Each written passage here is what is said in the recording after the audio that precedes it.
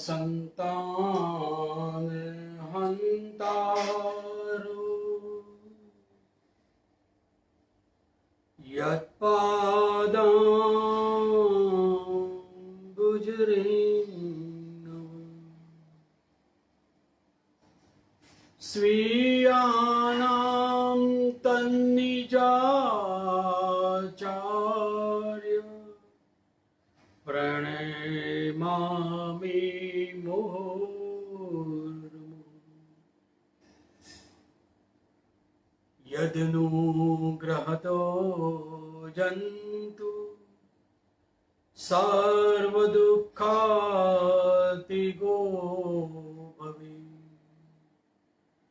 तमं सर्वदा वन्दे श्रीमद्वल्लभनन्दनम् अज्ञाननिराधस्य ज्ञानाञ्जलशलाकया चक्षुरुन्मीलितं येन तस्मै श्री गुरुवे नमामि हृदये शेषे लीलाचिरादिशायिनं लक्ष्मी सहस्रलीलाभि सेव्यमानं कलानिधिम् चतुर्भिश्च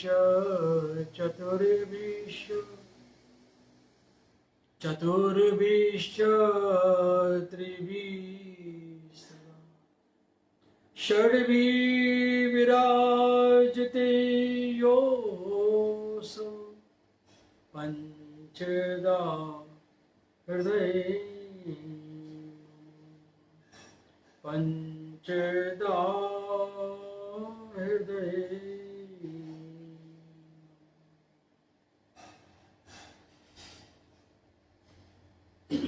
प्रोटोकॉल के अनुसार सत्संग प्रारंभ हो उसके पूर्व नित्य की तरह श्री बहू जी के द्वारा कीर्तन होंगे और कीर्तन गुणगान के बाद फिर अपना सत्संग प्रारंभ होगा। ताओ वैष्णव हम कीर्तन का लाभ लें। कसकाना का पात्र बालकृष्ण लाल की जय। सारे मापा नी सा सारे पा ना पा दा पा मा रे सा सारे मारे पा मा पा रे पा मा पा मा रे सा।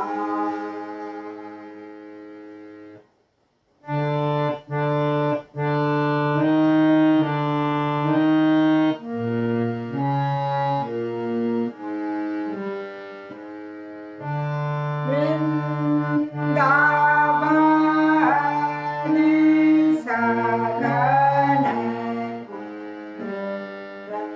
माधुरी लतान तार यमुना पुलिन रे मधुर नाद बांसुरी वृंदावन सगन कुंज माधुरी लता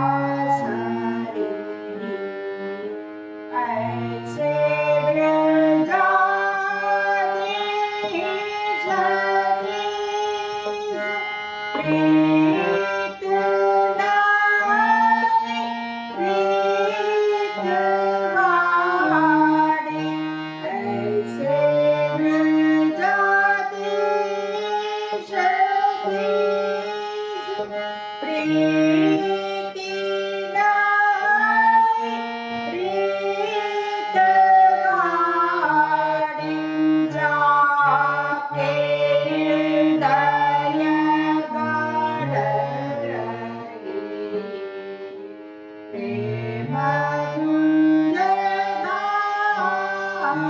सारे वृंदावन सघन कुंज माधुरी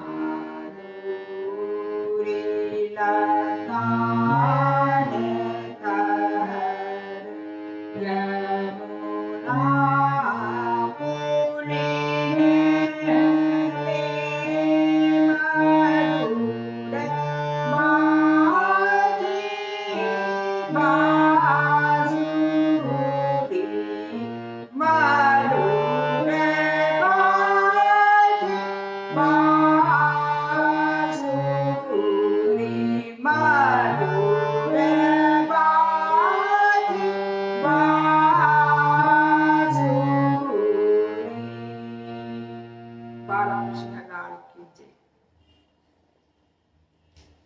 बोलो श्री बाल कृष्ण लाल की जय।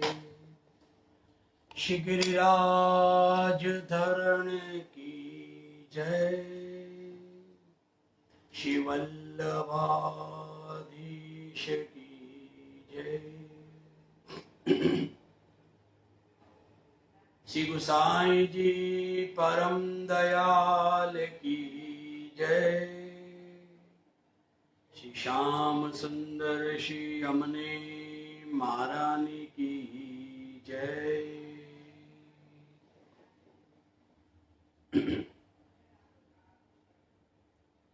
सर्वप्रथम श्री वल्लभ के चरणारविंद में कोटान कोटि हम वंदन करें।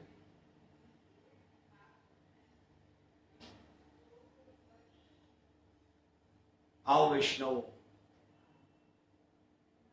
हम सत्संग में प्रवेश करें।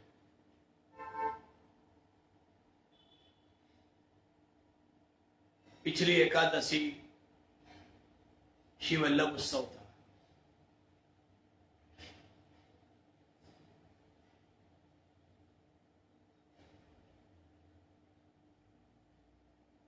और उत्सव में हमने पद्मनाभ दास का चरित्र देखा।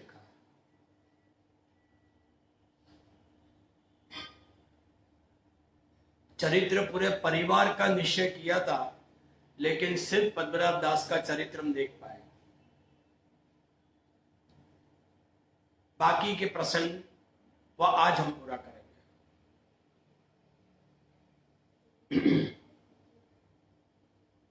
लास्ट टाइम, पिछली दफे कुछ प्रोटोकॉल की भी बात हुई थी, जो वैष्णव को समझना है। परंतु इस चरित्र के अंदर क्या प्रोटोकॉल्स हैं वो भी हम समझें।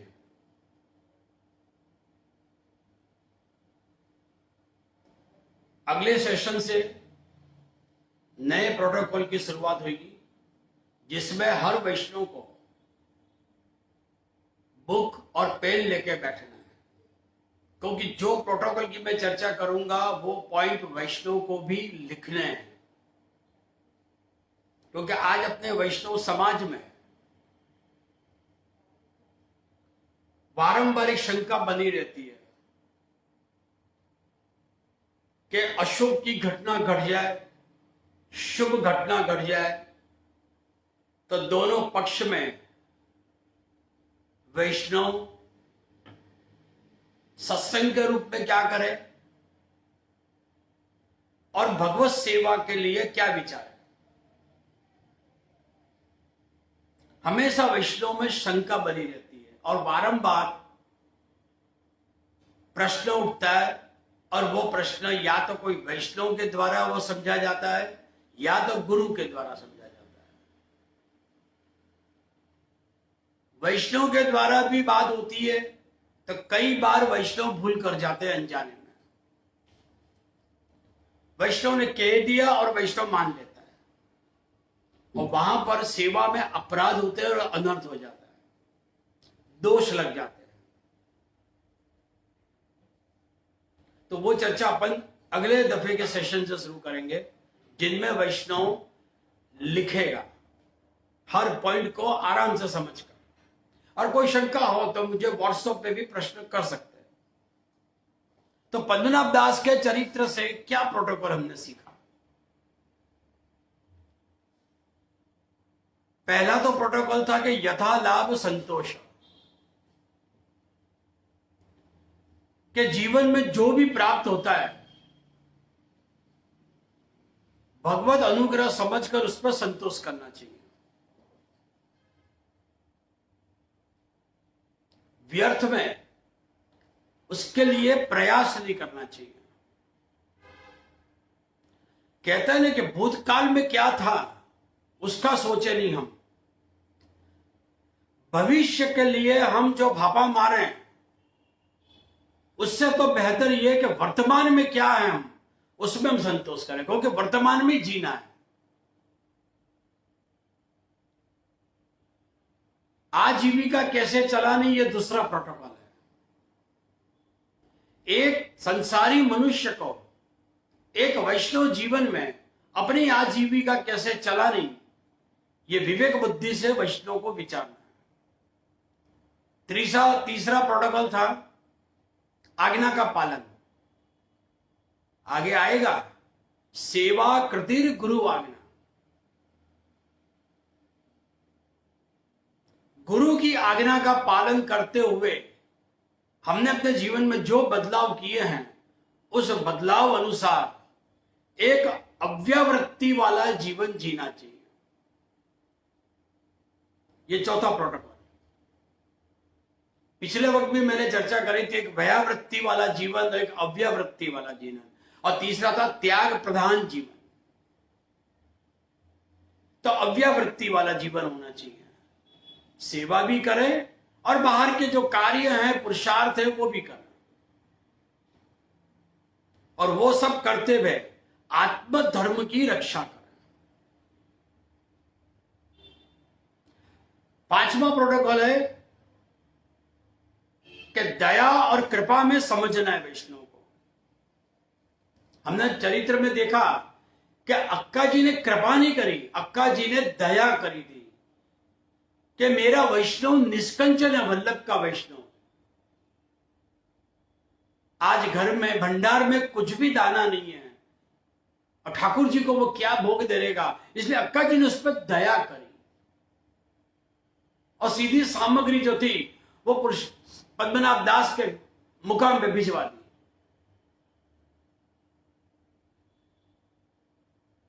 पद्मनाभ दास ने स्वीकार नहीं किया। क्यों स्वीकार नहीं किया, ये प्रश्नों को हमें समझना भी है। लखनऊ के वैष्णव ने प्रश्न किया मुझसे कि गुरु के घर की क्या वस्तु लेनी चाहिए और क्या वस्तु नहीं लेनी चाहिए। जो अनप्रसादी है, असमर्पित है, वो वैष्णव को कभी स्वीकारना नहीं चाहिए। जैसे अक्का जी ने सीधू सामग्री भेजी, वो अनप्रसादी थी, असमर्पित थी,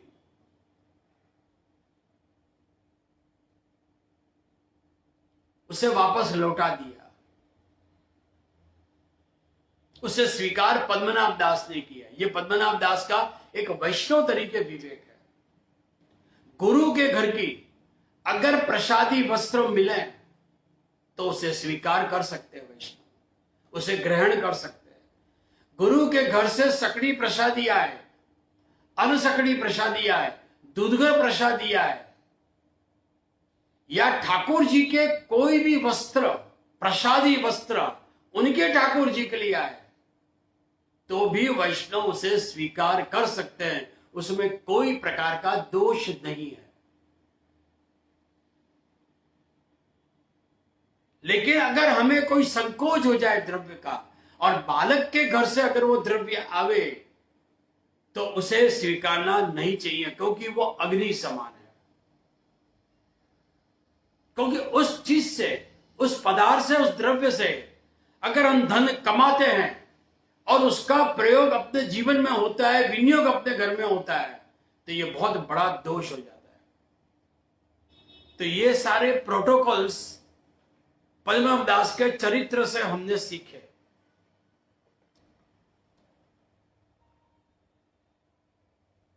तो ऐसे पद्मनाभ दास का परिवार जो एक भगवती परिवार है, पद्मनाभ दास की बेटी तुलसा, पिता जैसा बेटा और पिता जैसी बेटी। बड़ा सुंदर प्रसंग बना। एक बार श्री गोसाई जी कन्नौज पधारे। उस समय पद्मनाभ दास स्वधाम पधार गए थे। पद्मनाभ दास की बेटी तुलसा श्री गोसाई जी की सेवा साक्षात श्री गोवर्धन धरण के स्वरूप में करती थी, और तुलसा ने श्री गोसाई जी को हमेशा श्री ठाकुर जी से भी अधिक समझकर करी।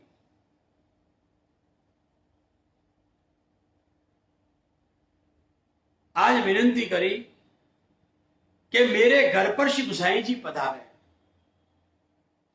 जो श्री वल्लभ स्वामी स्वरूप है, तो श्री गोसाई जी चंद्रावली जी का स्वरूप है। तो पद्मनाभ दास की बेटी तुलसा भी सखी स्वरूप है। श्री गोसाई जी ने मुकाम किया। श्री गोसाई जी ने प्रश्न पूछा,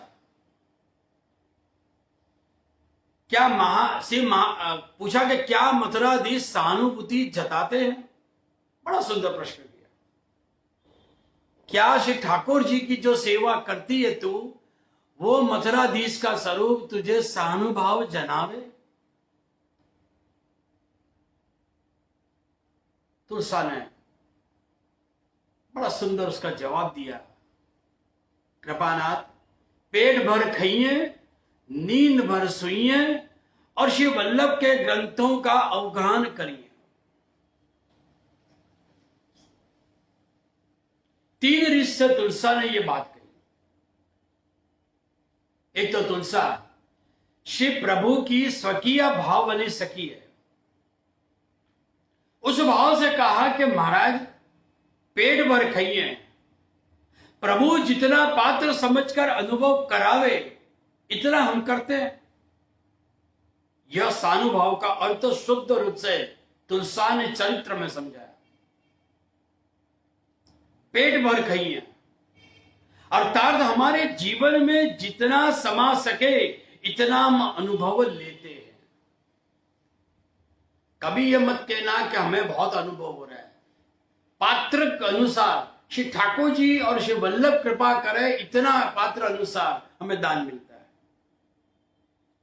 तुलसा ने दूसरी बात कही कि नींद भर सोइए अर्थात ठाकुर जी के साथ खूब आनंद लीला करते हैं। एक अर्थ तो ये हुआ, यह वैष्णव भाव से कहा कि नींद भर सोइए अर्थात ठाकुर जी के साथ खूब आनंद से लीला करें। फिर गुरु भाव में उत्तर दिया, कृपानाथ आपके जैसे समर्थ गुरु माथे अगर विराजे तो हम फिर पेट भर खाइए अर्थात जीवन में बहुत निश्चिंत है, और नींद भर सोइए अर्थात खूब हमारे जीवन में कोई भी प्रकार की चिंता नहीं है। न उपाधि है, न व्याधि है, न आदि है, न कोई आवेश उद्वेग, कुछ भी नहीं है। जीवन में तो खूब शांति है। इसीलिए उत्तर यहां तुलसा ने दिया कि पेट भर खाइए, नींद भर सोइए, और तीसरा भाव दास भाव से दिया। महाराज हमें क्या श्री ठाकुर जी अनुभव कराएंगे? हम तो लौकिक जीव, बस हम तो इतना ही जानते हैं कि खाना पीना और सोना। सूर अदम की कौन चलावे, उदर भरे और सोवे। इस प्रकार सुंदर जवाब दिया और कहा कि श्री वल्लभ के जो ग्रंथ हैं वो वल्लभ के ग्रंथों का हम पाठ करते हैं। यहां तुलसा कहना चाहती है कि प्रभु हमारे कोई भी प्रयत्न से मथुराधीश अनुभव नहीं कराते। पुष्टि मार्गी जीवन है, दम गौण कर दिया अपने को। पुष्टि रस जो था उसे गौण करके रख दिया, छुपा के रख दिया। परंतु श्री महाप्रभु जी के स्मरण मात्र से अनुभव कराते हैं। जहां जहां हम श्री वल्लभ और श्री गोसाई जी का गुणगान गाएंगे, उनका स्मरण करेंगे, तो श्री ठाकुर जी जरूर स्वानुभव जताएंगे। तुलसा कह रही है कि वैष्णवों, यहां हमें चरित्र से समझना है कि अनुभव का सामर्थ्य हमारे में नहीं है, श्री वल्लभ के स्मरण ही हमें शक्ति देता है। तो यहां पर तुलसा के चरित्र में हमें दीनता बताई। तुलसा की तरह ही बेटी की तरह बेटे की बहू पार्वती, पद्मनाभ दास के लड़के की बहू, जिसे कोढ़ हुआ, पूर्व जन्म में रूप गर्भिता थी और उस रूप गर्भिता के कारण उसे श्राप मिला और भूतल पे जाने का। आज्ञा भाई, तेरे रूप का गर्भ का खंडन होगा। पार्वती ने विचारा कि मेरा कोढ़ जो हुआ है उसे कौन मिटाएगा।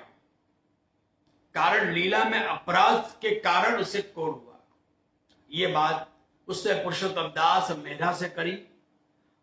पुरुषोत्तम दास मेहरा ने कहा कि देख पार्वती, तेरा जो अपराध है उसकी निवृत्ति, कोढ़ की निवृत्ति श्री गोसाई जी करेंगे। आज्ञा करी, तुझे तेरा दोष समझ आया और श्री ठाकुर जी का तू स्मरण कर। थोड़े समय बाद कोढ़ आपो आप दूर होगा। इस प्रकार पार्वती को भी लीला का अनुसंधान था। पद्मनाभ दास का पूरा परिवार भक्ति रस में, भाव रस में भीजा हुआ है। पार्वती पुत्र का नाम रघुनाथ दास। वैष्णव का परिवार भी कितना भगवती, हमें यह पद्मनाभ दास के चरित्र में मिलता है। रघुनाथ दास काशी पढ़ने गए और खूब पढ़कर वहां से आए। एक समय श्री गोसाई जी सत्संग सभा में विराजे हुए और भगवत वार्ता प्रारंभ है। साथ में बैठे परमानंद सोनी ने रघुनाथ दास से पूछा कि तुम तो खूब काशी से पढ़ लिख कर आए हो, इस समय श्री गोसाई जी जो वचनामृत कर रहे हैं, क्या उसे समझ में आता है? यह प्रसंग हमें सीखना है। कभी भी आगे बढ़ के यह मत कहना कि हमें सब समझ में आ रहा है, हूं बद्दू जानू छू। रघुनाथ दास ने कहा कि नहीं। अब देखो यहां कितनी दीनता और वैष्णवता कि गोसाई जी कृपा हो तो वाणी समझ में आएगी। श्री वल्लभ की वाणी, श्री गोसाई जी की वाणी को समझ सकना हो तो उनके अनुग्रह बहुत जरूरी है। और यह सुनकर श्री गोसाई जी बड़े प्रसन्न भय। आपने रघुनाथ दास को 4 ग्रंथ का अभ्यास कराया, सिद्धांत रहस्य, कृष्णाशय, नवरत्न और सेवाफल। इस प्रकार समग्र परिवार भगवती था, ज्ञानी था, यथा लाभ संतोष वाला जीवन था और साथ में श्री वल्लभ की आज्ञा और पुष्टि मार्ग के सिद्धांतों के वो टेकी लेते। ये वैष्णव परिवार का समग्र तेज इस परिवार में विराज रहता है। एक व्यक्ति में नहीं, पूरे परिवार में था। प्रभु से हम इतनी विनती करें कि जो मनुष्य जन्म मिले तो उस जन्म में ऐसा ही मुझे परिवार मिले, और बारंबार भूतल में जन्म मिले तो ऐसे ही परिवार में मिले, और ऐसे घर परिवार के साथ हे वल्लभ, हे श्री विठ्ठल, मैं आपकी सेवा करूं, ऐसे समस्त भगवत परिवार को हम वंदन करें। बोलो श्री वल्लभाधीश की जय। कृष्ण गोविंद गोविंद गोपाला, कृष्ण गोविंद गोविंद गोपाला, भजो मुरली मनोहर नंदलाला, भजो मुरली मनोहर नंदलाला, कृष्ण गो गोविंद गोपाला, कृष्ण गोविंद गोविंद गोपाला। श्री गोवर्धन नाथ की जय।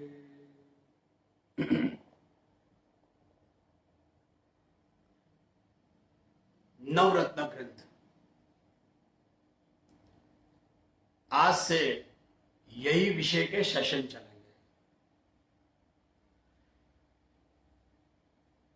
काफी समय पहले, लगभग 6 महीना हो गए होंगे, 10 सेशन नवरत्न ग्रंथ के हमने किए। और उस 10 सेशन के अंदर 2 श्लोक हमने श्रवण किए। श्री पुरुषोत्तम जी की टीका के आधार पर, श्री गोकुलदास जी की टीका के आधार पर।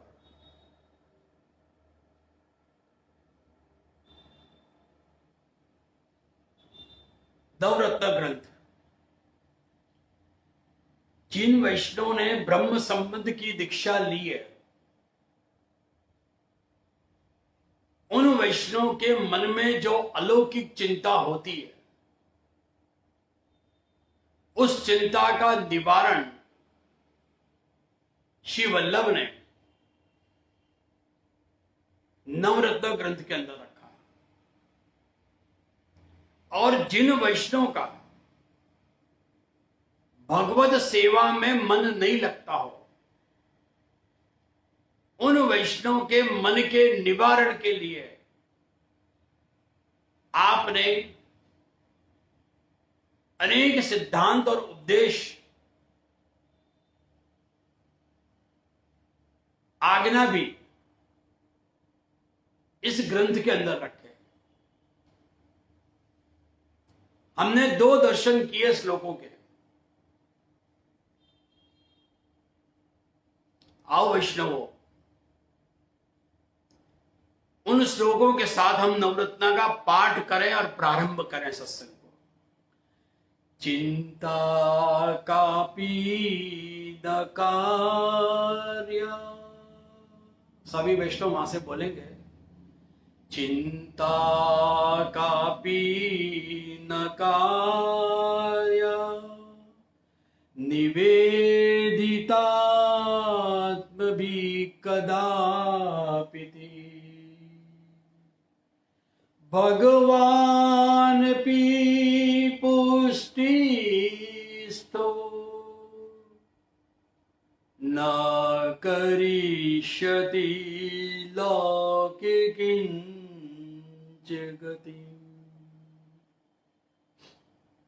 निवेदनं तु स्मर्त्यं सर्वथा तादृशे जने। सर्वेश्वरश्च सर्वात्मा निजेक्षात् करिष्यति।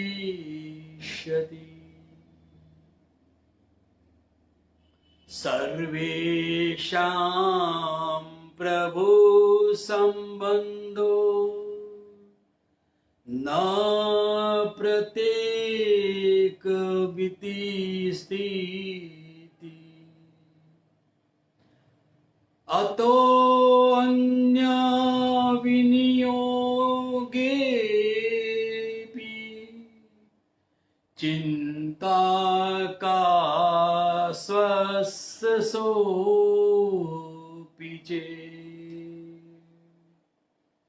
चिंता का स्वस्य सोऽपि चेत्। तीसरे श्लोक में हम प्रवेश कर रहे हैं। यह चिंता आत्मनिवेदन अंग है।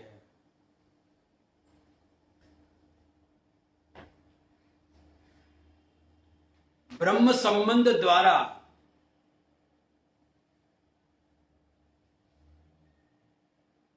हमने सब कुछ प्रभु को समर्पण किया। क्या क्या किया? देह, प्राण, इंद्रिय, अंत कर्णाणि तत् धर्माश, दारागार पुत्राप्त वित्ते, सब कुछ हमने समर्पण किया ब्रह्म संबंध के द्वारा। जो जो सब निवेदन किया, तो उस निवेदन का संसार के अन्य कार्य में उपयोग हो तो ये प्रश्न होगा। क्योंकि हमने तो अपना संपत्ति, अपना धन, आलोक, परलोक, पुत्र, पुत्राप्त, दारागार, सब कुछ समर्पण कर दिया। तो क्या अन्य कार्य में इसका उपयोग हो तो? एक प्रश्न उठेगा मन, क्योंकि हमने तो प्रभु को समर्पित किया है। तो क्या अन्य जगह पर कार्य में अगर उसका उपयोग होवे तो क्या यह समर्पित फलीभूत हुआ नहीं? तो यहां वैष्णव चिंता कर। घर में संबंधी आए तो उसका सम्मान करना पड़ेगा, क्योंकि मेहमान आएंगे तो उनका सम्मान करना ही पड़ेगा। समाज में जाएंगे तो समाज में मान देना पड़ेगा। और जीवन के जो लौकिक और वैदिक कार्य हैं वो भी करने पड़ेंगे। तो यहां चिंता होगी। तो श्री वल्लभ ने कहीं भी ये नहीं कहा या ये नहीं आज्ञा करी कि यह ना बताया कि वैष्णव तू अपना लौकिक और वैदिक कार्य छोड़ दे। हां, कब छोड़ना? कि जब विप्रयोग की अवस्था उसे प्राप्त हो जाए, ऐसी अवस्था आ जाए। अर्थात ये हम कह सकते हैं कि वैष्णव के लिए वो एक सन्यास, सन्यास यानी कैसा? भगवा कपड़ा पहन ले, सब कुछ त्याग करके चले जाए, वो सन्यास नहीं। परंतु यहां श्री महाप्रभु जी कह रहे हैं कि ये विप्र की अवस्था यानी कि लौकिक वैदिक का जो व्यवहार है उस समय वो त्याग तब तक वैष्णव को करना। लौकिक वैदिक कार्य तो करने, परंतु कैसे करने? शरीराय जी ने प्रथम शिक्षा पत्र को यानी कि शिक्षा पत्र के प्रारंभ में ही कहा कि लौकिकम वैदिकम चापी कार्यन कुर्वन् अनास्तया। आसक्ति रख के नहीं, ना लौकिक अनुसंधान रखकर, कोई भी लौकिक फलादिक भाव से भी नहीं, केवल कर्तव्य समझकर करना। और अगर हम लौकिक वैदिक कार्य छोड़ देंगे तो अपने वैष्णव धर्म की निंदा होगी। हमारा जो कर्तव्य है इस परिवार के प्रति, समाज के प्रति, देश के प्रति, उन सभी के प्रति हमारी जो जवाबदारी है वो पूरी करनी चाहिए। कोई भी लौकिक कार्य के वैदिक कार्य में फलापेक्षा न रखनी। यह स्पष्ट श्री महाप्रभु जी आज्ञा कर रहे हैं कि वैष्णव तुझे लौकिक और वैदिक कार्य करने हैं। दाखला तरीके उदाहरण है हम, जन्म और मृत्यु। भाई जीव का जन्म भी होगा संसार में और मृत्यु भी होगी। वैदिक कार्य में के रूप में विवाह भी होगा। वैदिक कर्म तो करना है, परंतु वैष्णव भाव से। परंतु वैष्णव क्या समझे? समर्पित होने के बाद हमने तो अपना सब कुछ समर्पण कर दिया, अब कोई भी प्रकार की विधि करनी नहीं है, हमने ब्रह्म संबंध ले लिया। हमने तो दारागार पुत्रार्थ वित्ते पराणी आत्मना सह समर्पयामि, हमने सब समर्पण कर दिया। तो हमें कोई विधि करनी नहीं है, क्योंकि विधि करने जाएंगे तो सब कुछ खर्च होगा। यह वैष्णव की एक भ्रांत कल्पना है।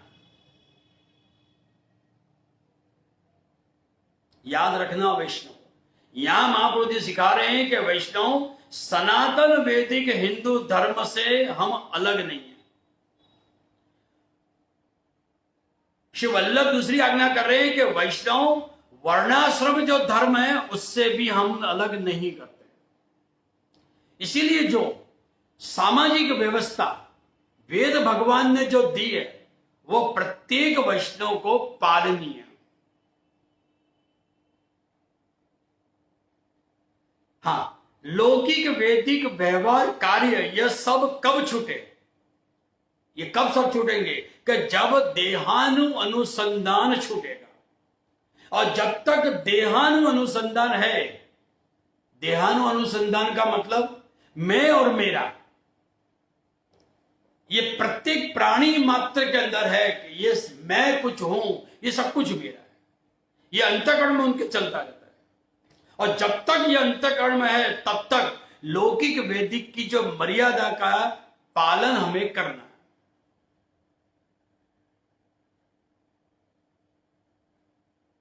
एक उदाहरण है कि वैष्णव ये विचारे कि मृत्यु के पीछे क्रिया नहीं करनी। अब कई लोग ऐसे होते हैं कि मृत्यु के पीछे कुछ नहीं करनी, बस मृत्यु होगी, दाह संस्कार कर दिया, पूरा हो गया।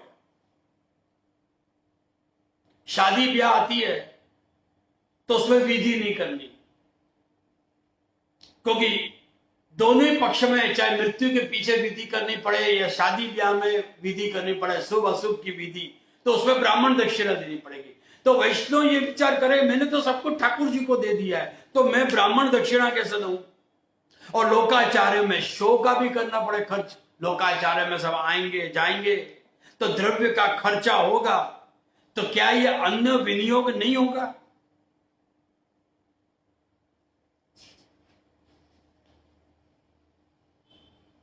सर्वेशाम प्रभु संबंधो। वैष्णव इस स्थिति में यह सोचेगा कि कितना सारा द्रव्य इसके अंदर खर्चा होगा, और क्या अन्य जगह पर ऐसे में सब खर्चा करें वो वाजिबी है? इसलिए वैष्णव विचारते हैं कि ना ना, हमको तो कुछ करनी नहीं है विधि, बस मंदिर चले और मंदिर में जाकर चुपचाप विवाह कर लें, ठाकुर जी के सामने एक दूसरे को हार तोरण पहना दें। ऐसे कितने ही वैष्णव हैं जो गायत्री का उच्चार कराने के लिए, जनेऊ धारण करने के लिए बालक के पास आज्ञा ले लेते हैं। जैसे ब्रह्म संबंध की आज्ञा होती है वैसे गायत्री की आज्ञा लेकर आ जाते हैं और गायत्री का उच्चार कराकर, गायत्री का मंत्र बोलकर अपने जनेऊ धारण कर लेते हैं, बस जनेऊ होगी।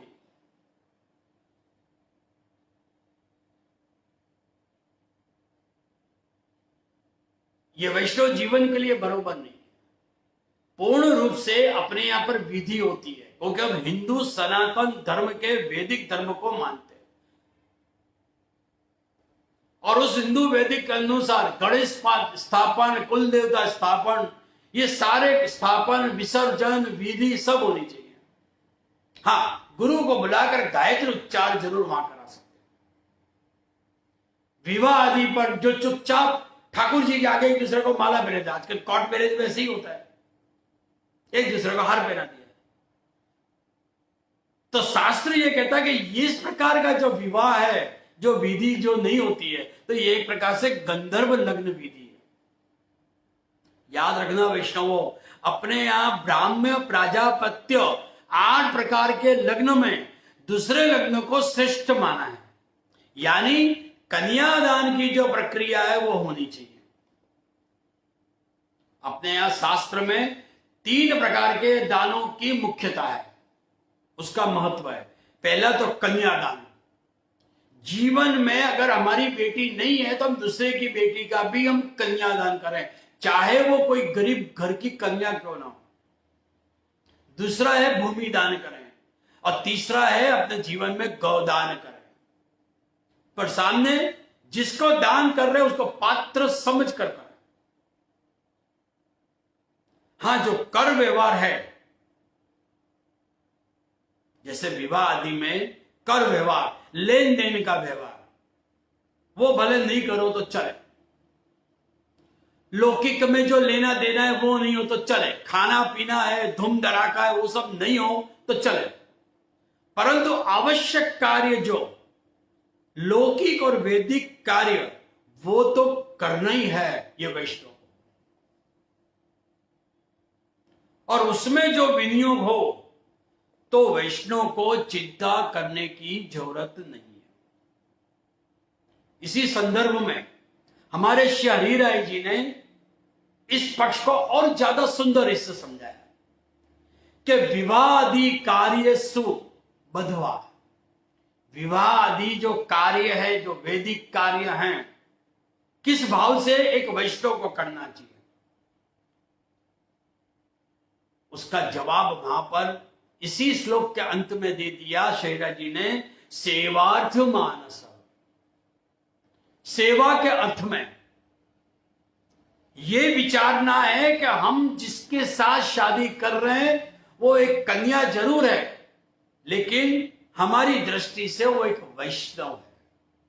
हम अपने घर में एक वैष्णव की अभिवृद्धि कर रहे हैं, एक वैष्णव को लेकर आ रहे हैं।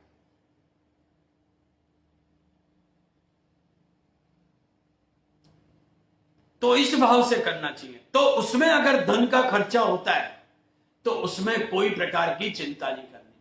और वैसे भी वहां पर धन खर्चा करने के लिए हमारे यहां पर शादी विवाह के समय प्रसंग के अनुसार पहले पत्रिका लिखी जाती है। तो पत्रिका में हम अपने श्री ठाकुर जी के नाम की पत्रिका पहले लिखते हैं। क्यों लिखते हैं? क्योंकि जो धन हमको खर्च करना है वो धन खर्च करने की आज्ञा उस पत्रिका के द्वारा वो विनंती की जाती है।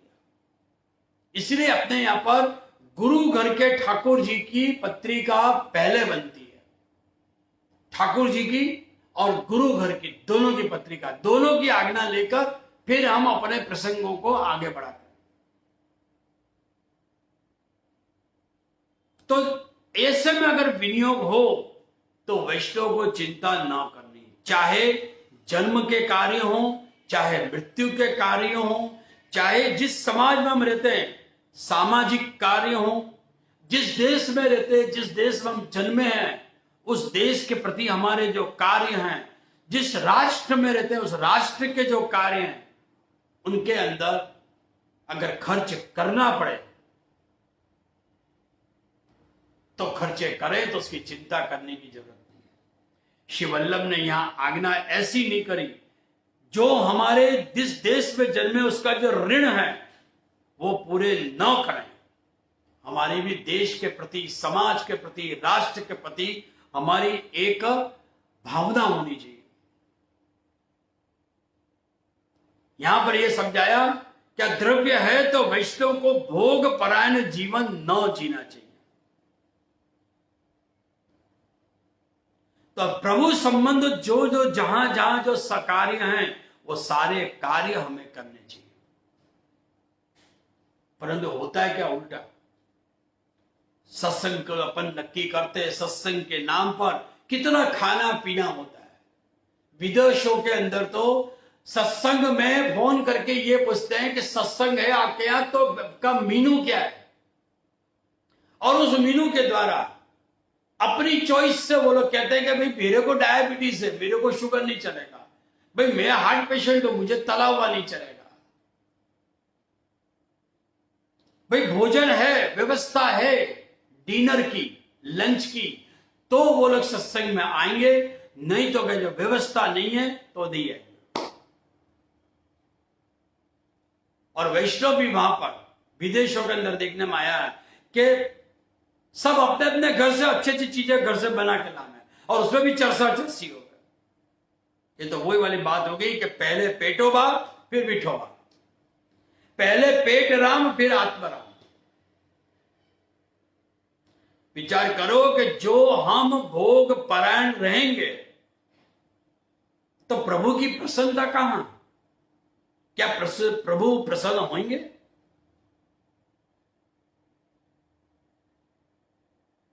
तो क्या यहां पर एक प्रश्न उठेगा कि किसी को मदद करना तो यह अन्य विनियोग नहीं कहलाएगा? तो लौकिक और वैदिक में कार्य में सब कार्य करने, श्री पुरुषोत्तम जी अपनी टीका में यहां पर इस श्लोक के अंदर समझा रहे हैं कि सर्वेशाम प्रभु संबंधो, कि हे वैष्णव, जो शरीर के जहां संबंध हैं वो हर कार्य तुझे करने, तेरे पास जो द्रव्य है वो द्रव्य का उपयोग भी कर। यहां पुरुषोत्तम जी समझा रहे हैं कि धर्म दो जात के, एक देह धर्म और दूसरा आत्मधर्म। शरीर संबंध से जो जुड़ा है वो सब देह धर्म है। बालक जब जन्मे तब वो शरीर जो है वो मां बाप से उपकृत हुआ है, मां बाप की सेवा करनी वो देह धर्म। जब तक हमारे में देहा शक्ति है और जब छूट जाए वो बात अलग है। भले ही मां बाप को पुष्टि मार्ग में भाव भले ना हो, परंतु देहाशक्ति जब छूट जाए ना तब बात अलग हो जाती है। प्रसंग हम देखें गोपियों का, कि गोपियों की ठाकुर जी के समर्पित होने में देहाशक्ति छूट गई। संसार के तमाम संबंधों को छोड़कर कृष्ण वेणु नाद करते हुए जब ठाकुर जी वेणु नाद किए, श्रवण करते करते प्रभु के चरणारविंद में वो सारी गोपी जन पहुंच गए, ब्रजपुत्र पहुंच गए। प्रभु ने लाख समझाया कि तुम वापस जाओ, तुम्हारे पति इंतजार कर रहे हैं, तुम्हारे बालक इंतजार कर रहे हैं, तुम्हारे माँ बाप इंतजार कर रहे हैं। लेकिन गोपियों ने ना पाड़ दिया कि नहीं, हम नहीं जाएंगे, क्योंकि उस समय उनकी दशा कैसी थी। वो जब आए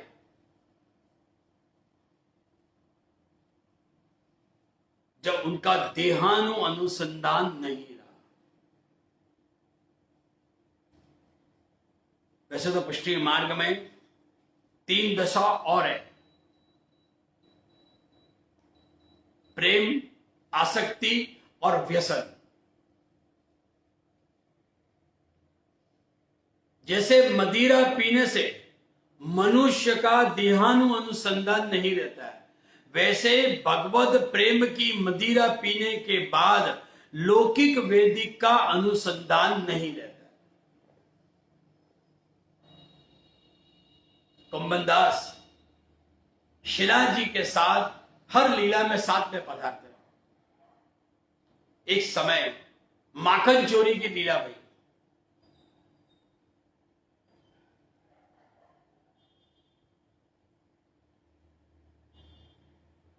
सब ग्वाल बाल जितने माखन, मिश्री, दूध सब तोड़ फोड़ खाने लगे। और उसी समय 2 श्रीयस से माखन अरोग रहे श्रीनाथ जी, और आपका पीतांबर नीचे गिरा, और अपने पीतांबर को उठाने के लिए 2 श्रीयस्ता आपने और प्रकट कर लिया। कुंभनदास देहानु अनुसंधान भूल गए कि चतुर्भुज स्वरूप में श्री श्रीनाथ जी बाबा ने दर्शन दिए। क्यों दिए? क्योंकि चतुर्भुज दास का जन्म होने वाला था। कुंभनदास की जो भक्ति है ना, प्रेम, आसक्ति, व्यसन से भी ऊपर देहानु अनुसंधान नहीं रहता था। जब बादशाह अकबर ने फतेहपुर सीकरी में कुम्भन दास को बुलाया तो कुम्भन दास गए जरूर, क्योंकि देशासी देश बादशाह का हुक्म था। बड़ा सुंदर पद गाया। जब बादशाह अकबर ने कहा कछु गाओ भक्तराज, भक्तन को कहा सीकरी काम, आवत जावत पनिया टूटी बिसर गयो हरि नाम। जाको मुख देखे दुख उपजे, ताको करण परनो प्रणाम। कुम्भन दास लाल गिरिधरन बिनो यह सब झूठो दाम। फिर उनको न लौकिक दिखता है न वैदिक दिखता है। यह दशा कब? कि जब हम देहानु अनुसंधान भूल जाए। इस दशा में त्याग करना नहीं पड़ता, त्याग हो जाता है। यह एक वैष्णव जीवन की एक उन्मत्त दशा है, एक अंतिम दशा है, जहां पर जीव जो है वो देहानु अनुसंधान भूल जाता है। परंतु जब तक देहानु अनुसंधान हो, देहानु अनुसंधान कब तक? जब तक मैं और मेरा, जब तक ये दो वस्तु अंतःकरण से जुड़ी होगी, तब तक प्रत्येक व्यक्ति को देह धर्म का पालन करना ही है। देह धर्म का पहला अर्थ वर्णाश्रम धर्म, जो हिंदू धर्म ने हमें दिया, जो उसकी मर्यादा की रक्षा करनी। जैसे ब्रह्मचारी का धर्म, गृहस्थ जीवन का धर्म, वानप्रस्थ के धर्म, ब्राह्मण क्षत्रिय वगैरह के धर्म। इस देश से कोई मां है, कोई पिता है, शादी करे तो परिवार है, पति है, पत्नी है, समाज में रहें, उसका धर्म, देश के प्रति, उस देश में जन्मे, उसके प्रति हमारा धर्म। पड़ोसी है तो पड़ोसी के साथ के हमारे जो संबंध हैं, ये सब देह धर्म है। और भक्ति आत्मधर्म है। जब देहानुसंधान भूल जाए तो जीव को कोई कार्य नहीं करना है, कोई करना नहीं पड़ता है, कोई आवश्यकता नहीं रहती है। तो एक समर्पित वैष्णव को जीवन जीने के लिए यह प्रश्न होगा कि अन्य विनियोग होगा तो क्या? सर्वेशाम प्रभु संबंधो न प्रत्येक स्थिति अतोन्य विनियोगे भी। ऐसा भी बने कि ब्रह्म संबंध घर में एक नहीं लिया, परिवार में सबका संबंध नहीं है, न प्रत्येकम, तो उसमें खुद का क्या विनियोग करना पड़े तो क्या कर सके। जीवन की व्यवस्था में खुद का संबंध करना पड़े तो वहां पर एक वैष्णव को चिंता होगी। सर्वेशाम प्रभु संबंधो न प्रत्यक इति स्थिति। जो ब्रह्म संबंधी हैं उसका भी संबंध प्रभु से है। यहां पुरुषोत्तम जी समझा, जिसने नहीं लिया है ब्रह्म संबंध उसका भी संबंध नहीं है, ऐसा नहीं है। ऐसा अपन कह भी नहीं सकते उसका संबंध नहीं है, प्रभु से संबंध नहीं, सबका संबंध है। कारण के हम शुद्धाद्वैत ब्रह्मवाद में मानते हैं। हम मानते हैं कि सर्वम खलु इदम ब्रह्म, यह सब ब्रह्म स्वरूप है। जीव मात्र के अंतःकरण में प्रभु का अंश विराजता है, प्राणी मात्र के अंश में, अंतःकरण में प्रभु का अंश विराजता है, न प्रत्येक। पुरुषोत्तम जी बहुत सुंदर समझा रहे हैं यहां कि भले ही सभी का स्वतंत्र समर्पण नहीं हुआ तो क्या हुआ। एक उदाहरण ले कि वैष्णव जब ब्रह्म संबंध लेता है तब अहंता ममता का समर्पण प्रभु को करता है, और अन्न का, जैसे मैंने शुरुआत में कहा कि दारागार पुत्राप्त, हम अपनी स्त्री, अपने पति, अपने मां बाप, अपने सास ससुर, अपने पूर्व के 7 पीढ़ी तक और आने वाली 7 पीढ़ी तक, दारागार पुत्राप्त, पुत्र जो अपने से पुत्र हुआ, बेटा बेटी जो भी हुए, पुत्राप्त आने वाले उनके भी वंशज, सबका हम समर्पण करते हैं, अन्य का भी करते हैं। और समर्पण करने के बाद समग्र ठाकुर जी से यही विनती करते कि नाथ, यह ममता के सारे जो विषय हैं, सब विषय का संबंध प्रभु मैं आपके साथ करा रहा हूं। इस प्रकार का समर्पण से संबंध हमने कराया। भले ही सीधा ब्रह्म संबंध हुआ नहीं उनका, भले ममता का समर्पण होने से हमने उसका विनियोग कराया, उसका इनडायरेक्ट संबंध यहां प्रभु के साथ होता है। भले ही भगवान के अक्षर ब्रह्म स्वरूप से सर्व के साथ संबंध है, अब यह पुरुषोत्तम के साथ वह वैष्णव ने ब्रह्म संबंध लिया तो इनडायरेक्ट ममता पद, मम भाव जो है, उनका संबंध यहां पर हम अपने ठाकुर जी के पुरुषोत्तम के सामने कराते। ममता पद से ये मेरी पत्नी है, ये मेरे बालक है, ये मेरे पति हैं, हमने सीधा उनका विनियोग नहीं कराया।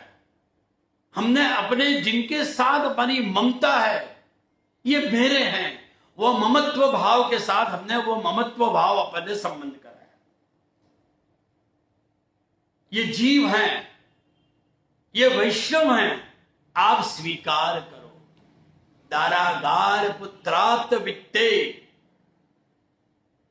सह समर्पयामि। ऐसे में वहां प्रभु ना नहीं पड़ेंगे कि मैं स्वीकार नहीं करूंगा, वहां पर प्रभु उसे जरूर स्वीकार करेंगे।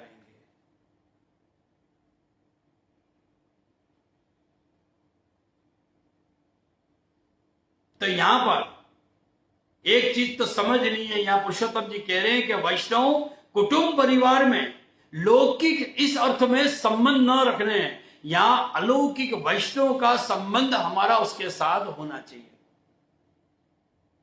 वैष्णव के अंदर एक विवेक होना चाहिए कि सभी वैष्णव भगवती हैं। हम एक वैष्णव,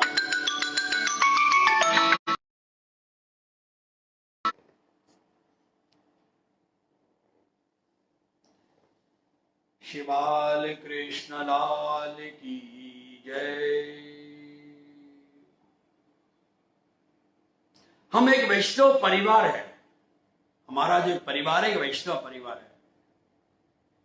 परस्पर एक वैष्णव का संसार है, अपने कुटुंब के व्यक्तियों के साथ एक व्यवहार कैसा होना चाहिए। लौकिक संबंध से व्यवहार नहीं होना चाहिए, अलौकिक संबंध उनके साथ होना चाहिए। जैसे कुंभन दास और चतुर्बुद्ध दास का संबंध था, एक सखी संबंध था, सखी भाव था। पूरे दिन की लीला का मनन आस्वाद जो थे वो दोनों पिता पुत्र सखी भाव से लेते थे। हम एक वैष्णव परिवार है, ये भाव रखना चाहिए, ये भी एक वैष्णव है और हम भी एक वैष्णव है। तो होता है ऊंधा कि बाहर के वैष्णव को हम घर बुलाते हैं, उनको सम्मान करते हैं, और घर के परिवार के सबका हम तिरस्कार करें, छू छू छू करें, हेड़े हेड़े करें। ये ठीक नहीं है।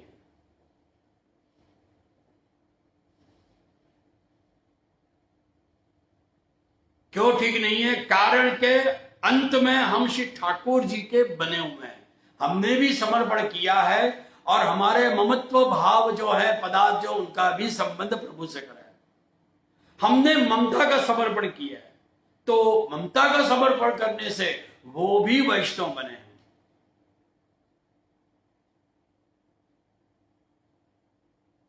वैष्णव कौन? कि जिनमें लौकिक आसक्ति और ग्रहासक्ति नहीं हो।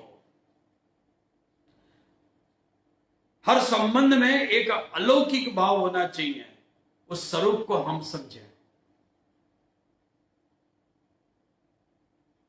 परंतु हम मुंधा करते हैं, हम पति का अपमान कर देते हैं, पत्नी का अपमान कर देते हैं, बच्चों का अपमान कर रहे हैं। यह एक वैष्णव अपराध है। ऐसा हुआ तो समझ लेना कि जीवन और कुटुंब जो है नंद नंदन तब बनेगा कि जब हम सबका सम्मान करेंगे, सबके साथ एक अलौकिक संबंध करेंगे और सबके साथ कुटुंब में एक वैष्णव का संबंध को स्थापित करेंगे। एक उदाहरण लें कि घर में एक बहू आई, उसने ब्रह्म संबंध नहीं लिया, और दूसरी बहू आई, वो ब्रह्म संबंध लेकर अपने पियर से आई है,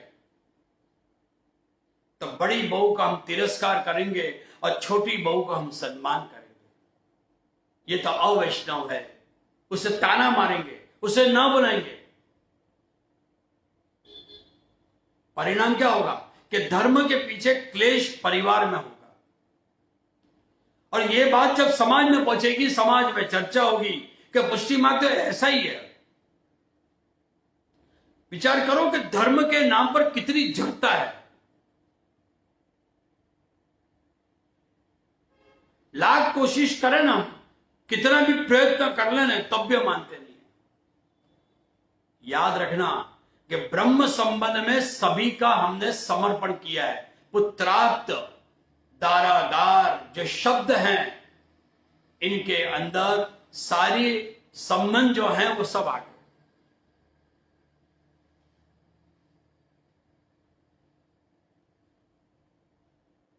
तो उसका अधिकार से अंगीकार प्रभु करेंगे, अन्यथा नहीं करेंगे तो प्रभु पे छोड़ देना चाहिए। संबर वाला की पत्नी जल की सेवा करी तो कहने से गए जरूर, लेकिन जब उसे यह कह दिया कि नहीं जाओगे तो चलेगा, तो सेवा करनी बंद कर दी। सर्वेशाम प्रभु संबंधो न प्रत्यक्ष, एक अर्थ यह समझा। दूसरा अर्थ, भले अलग अलग ब्रह्म संबंध नहीं हुआ, फिर भी परिवार का भी संबंध हुआ ब्रह्म संबंध लेने के साथ। तो यहां एक प्रश्न उठेगा, क्या घर में एक ने ब्रह्म संबंध लिया है तो क्या सबका ब्रह्म संबंध हो गया? पुरुषोत्तम जी कह रहे हैं कि नहीं।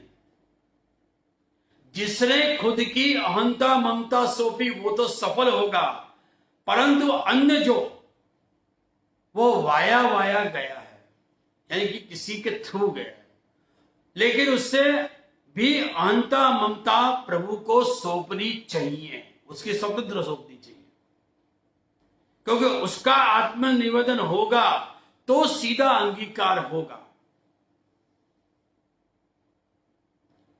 और उसका जो अंगीकार हुआ, जिसने ब्रह्म शरण लिया, यानी कि वो भक्त की आड़ से अंगीकार किया गया, कारण कि उसने सीधी अपनी अहंता ममता प्रभु को सौंपी नहीं है। जो अहंता ममता आत्मनिवेदन द्वारा सौंपे तो प्रभु कृपा सीधी होगी, सीधा संबंध बनता है। कब प्रभु खाते का जीव हो,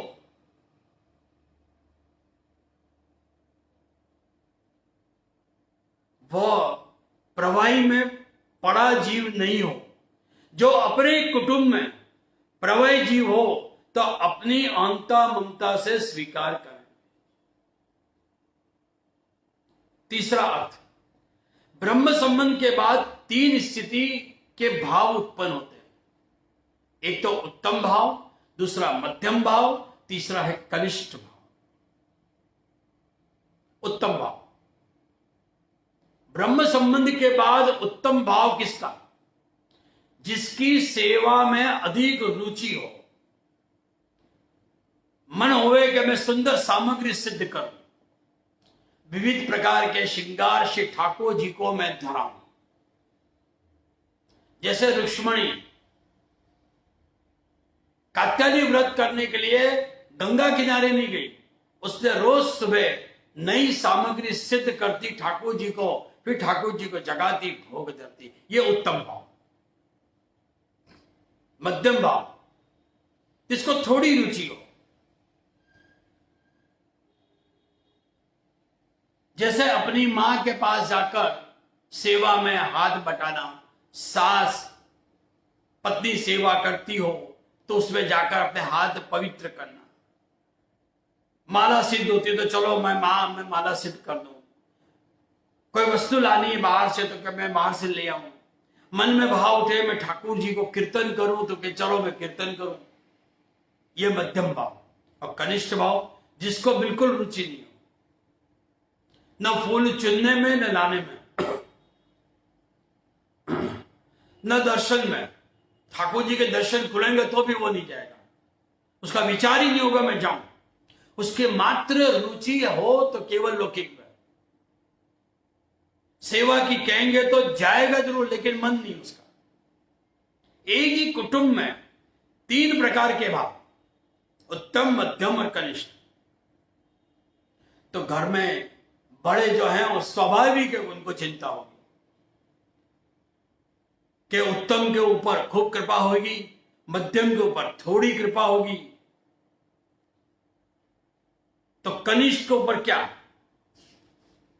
ये मन में भाव उठेगा। तो यहां पर श्री वल्लभ आज्ञा कर रहे हैं कि ऐसे समय में भी तुझे चिंता नहीं करनी। इस समय भले ही विमुख हो परंतु उसे अंगीकार तो किया है। इति स्थिति, इति पुष्टि मर्यादा।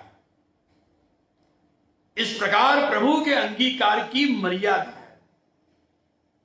किसी का प्रभु ने आत्मनिवेदन स्वीकार किया पूर्ण रूप से, इसीलिए उसे आत्मनिवेदन निवेदित बनने में पूर्ण उत्साह है, पूर्ण समर्पण यानी पूर्ण कृपा, मध्यम समर्पण यानी थोड़ी कृपा, कनिष्ठ है तो परंतु अंगीकार तो थोड़ा किया ही है। तो यहां चिंता करने की जरूरत नहीं है, थोड़ा भी स्वीकार है, इसीलिए जीव तुझे चिंता नहीं करनी। श्री पुरुषोत्तम जी की आज्ञा।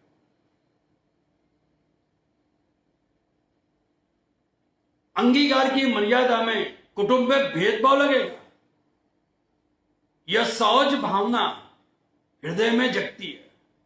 सर्वेशाम प्रभु संबंधो न प्रत्येकम नहीं, यहां न को संबंधों के साथ जोड़ना है कि सर्वेशाम प्रभु संबंधो न, सबका घर में एक जैसा संबंध ठाकुर जी के साथ नहीं है। प्रत्येकम, किसी का उत्तम संबंध है तो किसी का मध्यम जैसा है तो किसी का कनिष्ठ है। न प्रत्येकम, अंगीकार सबका अलग अलग है, तो भी चिंता न करनी। कारण न करिष्यति लौकिकिंच गति, ये अपन पहले श्लोक में देख चुके हैं। कारण न करिष्यति लौकिकिंच गतिम, कारण जो भगवान प्रणत भक्त कुटुंब प्रतिपाल हो तो लौकिक गति नहीं होगी, उसका भी सब उद्धार करेंगे, ये निश्चित है। बड़ा सुंदर धतराष्ट्र का प्रसंग हम देखें, उद्धार क्यों किया, धतराष्ट्र का उद्धार क्यों हुआ। बड़ा सुंदर भागवत में इसका वर्णन करने में, महाभारत ने तो धतराष्ट्र के चरित्र की बात एक तरफ रख दी करके, महाभारत और भागवत में धतराष्ट्र के चरित्र में अंतर है। महाभारत इतिहास ग्रंथ है, भागवत मुक्ति शास्त्र है। महाभारत वस्तु स्थिति का बयान करता है, और अंत में जब हम जाएं महाभारत में तो आत्मज्ञानी होती है कि अरे रे रे, ऐसा भी दुनिया में होता है। हृदय में विचार आएगा कि जगत में ऐसी भी परिस्थिति बन सकती है। जबकि भागवत में सुनने के बाद हमें अंत में शांति होती है, कारण कि वो मोक्ष शास्त्र है।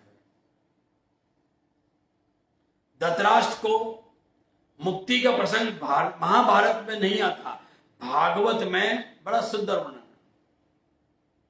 प्रथम स्कंद में आता है। धृतराष्ट्र को मुक्ति क्यों मिली, इस संदर्भ में श्री वल्लभ आज्ञा कर रहे हैं कि कारण क्यों मिली उसको मुक्ति। क्योंकि श्रीमद् भागवत के श्रोता परीक्षित राजा है, भगवती हैं, भगवती श्रोता जिसे मुक्ति देनी है।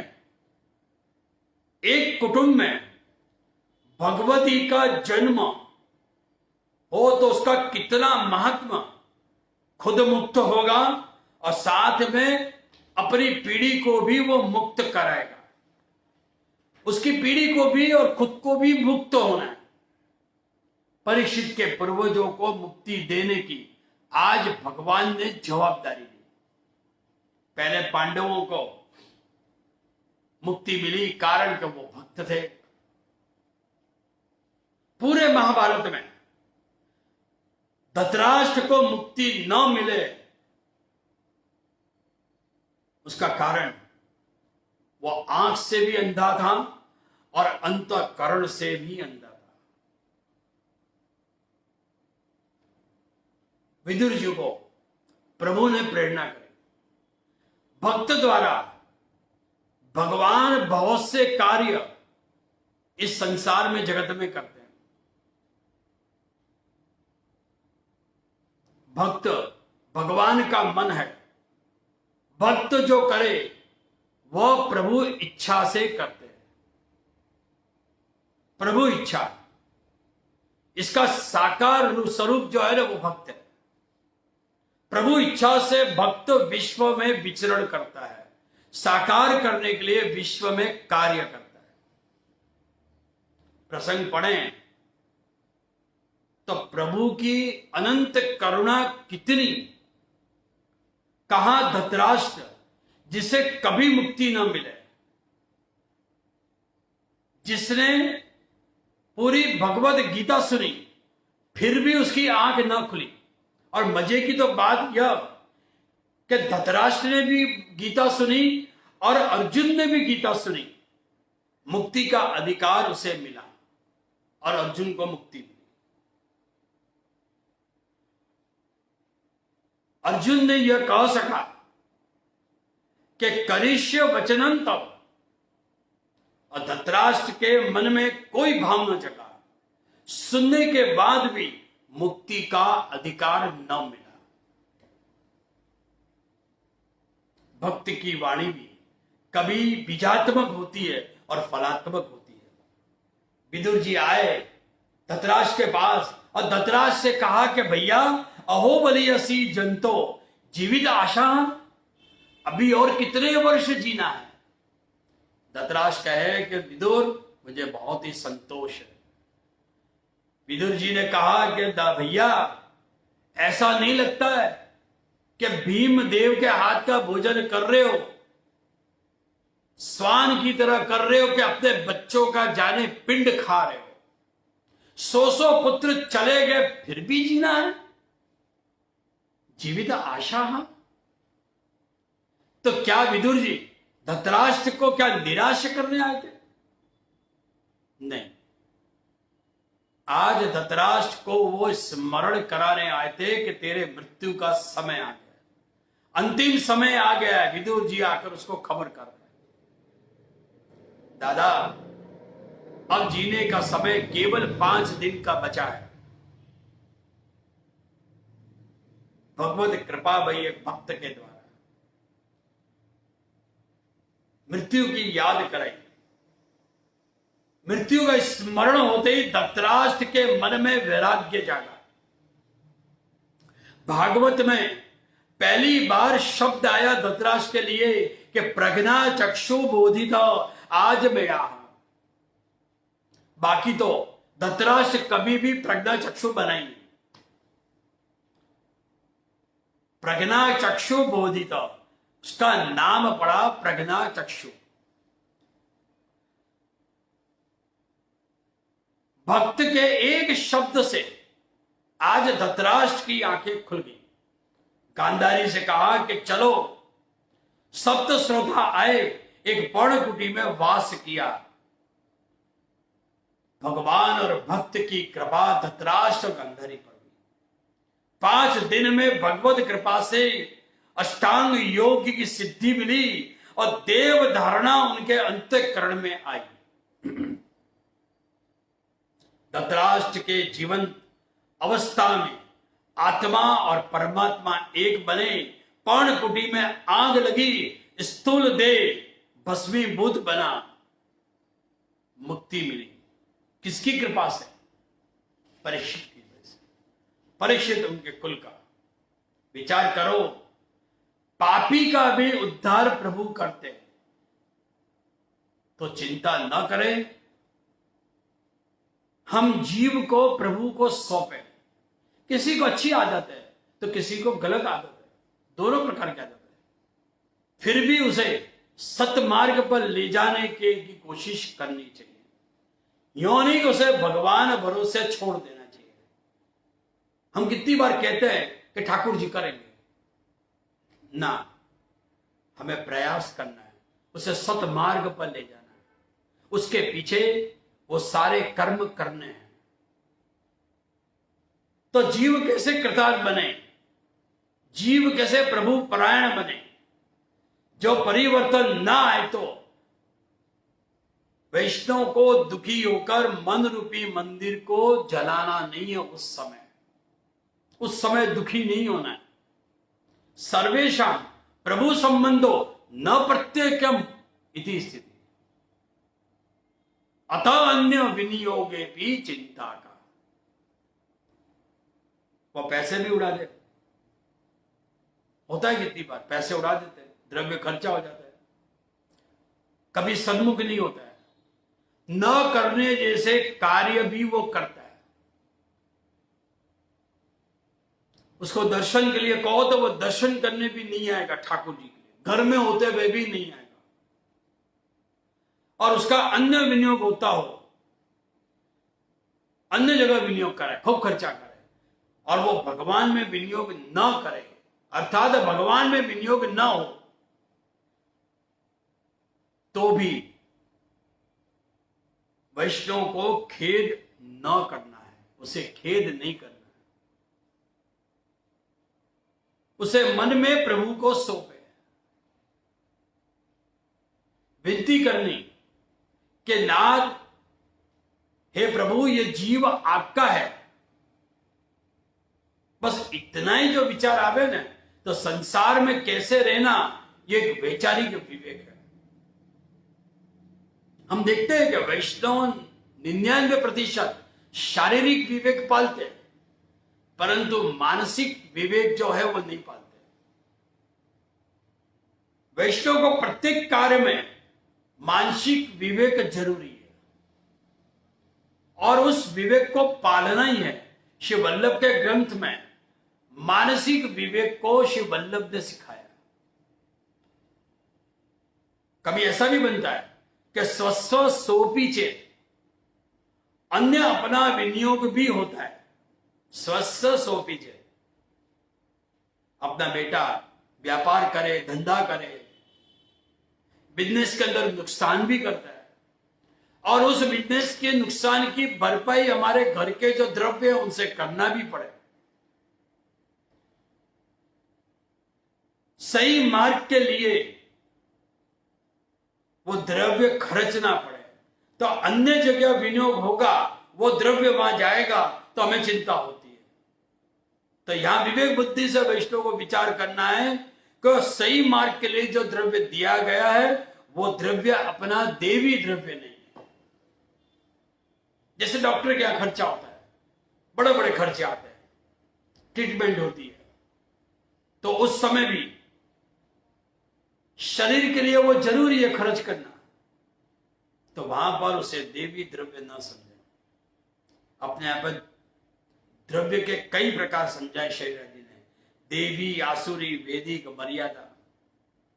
चोरी हो जाए, लड़ाई झगड़े में खर्च हो तो वो सब आसुरी, शादी विवाह आदि में खर्चा हो वे सब वैदिक, और सामाजिक कार्यों में, देश के कार्यों में, वैदिक कार्यों में वो सब के सब अपने जो मर्यादा स्कूल में पढ़े उनकी फीस, और जो ठाकुर जी में विनियोग हो, गुरु के घर में विनियोग हो, भगवती निष्कंचन के घर में विनियोग हो, वो सेवा में द्रव्य वपराए तो वो सारे का सारा द्रव्य देवी। भगवत सेवा से क्षण भर द्रव्य अलग जाए अन्य कार्यों में, तो वहां विवेक बुद्धि रखनी है वैष्णव को कि ये भगवत इच्छा है, निजे इच्छा तो करिष्यते। यहां पर वैष्णव भावना रखनी।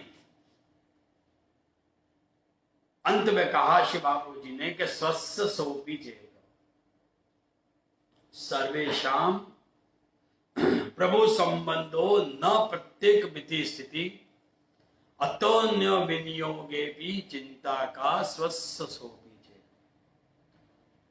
सह अपि सोपी सह अपि स अपि का अर्थ है अन्न विनियोग।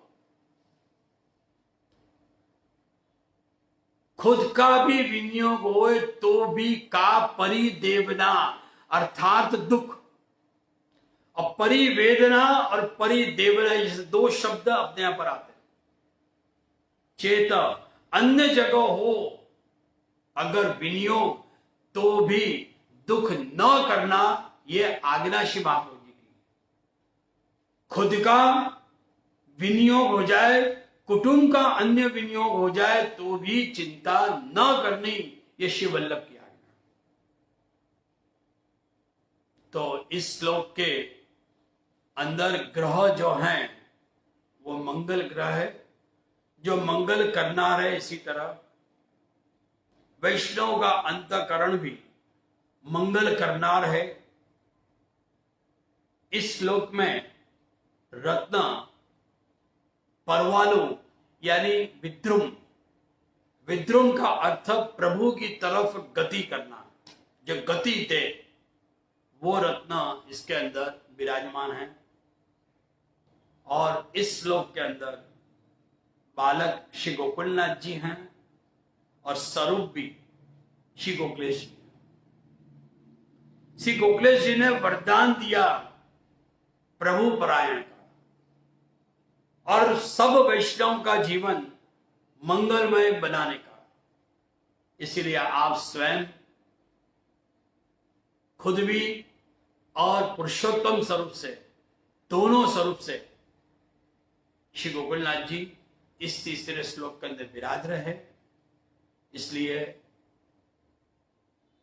आज के 2 घड़ी के सत्संग को हम यहां पर विश्राम दें।